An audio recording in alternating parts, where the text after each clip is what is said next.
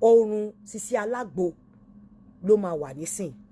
For all I care, this is even the time you should protect her more. If you really love Sisi Alagbo, this is the time you should protect Yaikimo more. This is the time you should say good things about her more. This is the time you should bury anything you have against her.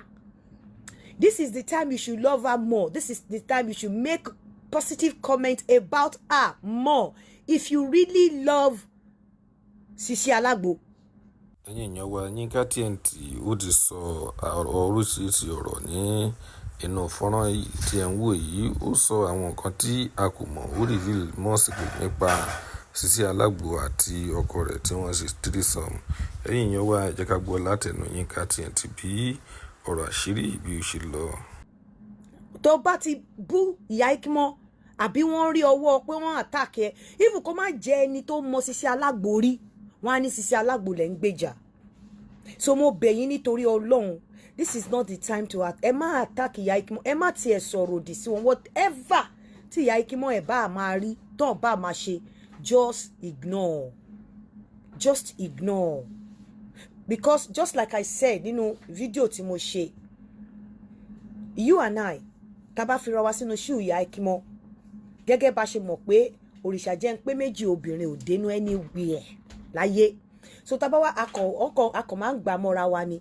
So tá bá wá fi ra wá sínú shoe Yaikimo, any opportunity tó bá ní, tó bá jẹ́ ni tó, you cannot, just like mo ń sọ pé lè sọ bí yàn ṣe máa react situation.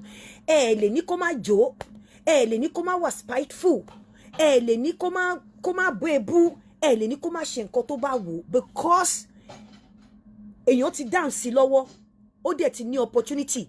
It now depends on her bóyá ó fẹ́ make use of that opportunity àbí kò fẹ́ make use of that opportunity. Bó bá ṣe fẹ́ lò, òun ló ní. You cannot control bó ṣe máa ṣe nǹkan ẹ̀ nísìnyí. So however bó bá ṣe choose láti handle situation yìí, ẹ máa gbà mọ́ra ni. Tó bá choose láti wò pé bàbá àwọn ọmọ mi náà ni mi kúkú ní bàbá ọmọ mi, bí mi tiẹ̀ fẹ́ mọ́, orúkọ ẹ̀ làwọn ọmọ mi ń jẹ́, nǹkan tó kàn mí ó kàn nǹkan kan. Tó bá choose láti rò bẹ́ẹ̀ fine. Tí ò bá dé choose ló fẹ́ rò bẹ́ẹ̀, tó fẹ́ wò pé well, má yìí ti ṣe nǹkan ṣe kí ló kàn mí kíní kan, lè attack ẹ o. This is not the time to attack her. Don't attack her anyway. If you think you love Eniola by attacking her, Eniola lè attack indirectly. Whatever tẹ́ ẹ bá fi ipò ṣe o, whatever tẹ́ ẹ bá fi ipò ṣe o, and mi ò rí for all I care, but èèyàn kan ló wá sọ fún mi, mo dẹ̀ ti gbọ́ ipe ẹ fi Yaikimo lẹ̀. Don't, if you know you love Sisi Alagbo and this lady has not sent anybody to attack Yaikimo, so whatever you're doing to that woman, you are doing it on your own, and probably you want to, bóyá ẹ fẹ́ attack Eniola indirectly, mo be she ma go about it, and you know that when you attack that woman, it will go back to Eniola. So please stop attacking Yaikimo. Leave her alone. Stop saying negative things about her. Stop dropping back comments. Ẹ filẹ̀. Tẹ́ bá mọ̀ pé ẹ fẹ́ kí kíní tó ń rùn lẹ̀ kó tán. Tẹ́ bá dẹ̀ mọ̀ pé ẹ lè sọ fún mi tí ọkọ mi bá ṣe nǹkan tí mo fi pò ṣe mi. Ẹ lè sọ fún mi bí mo ṣe máa react. Ẹ lè sọ fún mi tí bá ní opportunity kí n má make use of opportunity láti react. Ẹ dẹ̀ lè sọ fún mi tí bá ní opportunity kí n use ẹ̀. Adults ni Yaikimo. You cannot decide and you cannot determine how she reacts to situation. Emma Efi Yaikimo le. I beg you in the name of God. Tori Morita won't drop comment. Tell Sisi Alagbo fans to stop attacking Yaikimo. She has not sent anyone. Anybody doing that, you are doing it on your own. And you are not doing it to support Eniola. Because I know she has not sent anyone to attack Yaikimo. If you have any personal problem with Yaikimo, do not this time. Because whatever you do now, might go back to Eniola. So leave Yaikimo alone. And why should you even have any problems with her? Leave her alone. Then in ẹlẹ́ẹ̀kejì, mo rí pé àwọn kan sọ wípé nígbà tí kíní yẹn jáde, Sisi Alagbo lọ ṣe show, ó wá lọ advertise Agbo threesome. That show, she didn't do that advert now.